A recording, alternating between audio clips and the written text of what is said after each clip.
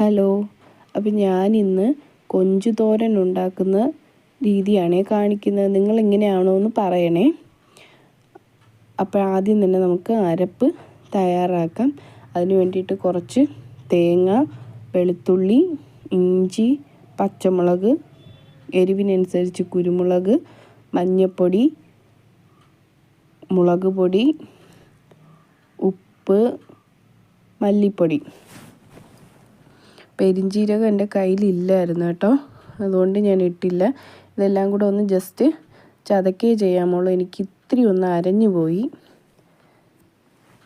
ഇനി ചട്ടി അടുപ്പത്തോട്ട് വെച്ച് എണ്ണ ഒഴിച്ച് കടുക് പൊട്ടിക്കാം. കുറച്ച് ചെറിയ ഉള്ളി ഇട്ട് വാട്ടിയെടുക്കാം. ഉള്ളി നന്നായിട്ട് വഴണ്ട് വരുമ്പോൾ നമുക്ക് തക്കാളി ഇട്ട് ഇളക്കാം. അപ്പോൾ എൻ്റെ കയ്യിൽ കുറച്ച് കൊഞ്ചേ ഉള്ളൂ. ഇനിയിപ്പം നമുക്ക് ഈ കൊഞ്ചും കൂടി ഇതിനകത്തോട്ട് ആഡ് ചെയ്യാം. എന്നിട്ട് അതിൽ വെള്ളം വറ്റി കൊഞ്ച് നന്നായിട്ട് വെന്ത് വരുമ്പോഴത്തേക്ക് ഈ അരപ്പിട്ട് ഇളക്കി തോത്തിയെടുക്കാം. അപ്പോൾ എൻ്റെ രീതി ഇതാണേ. നിങ്ങൾ എങ്ങനെയാണെന്ന് പറയണേ. അപ്പോൾ ഓക്കേ.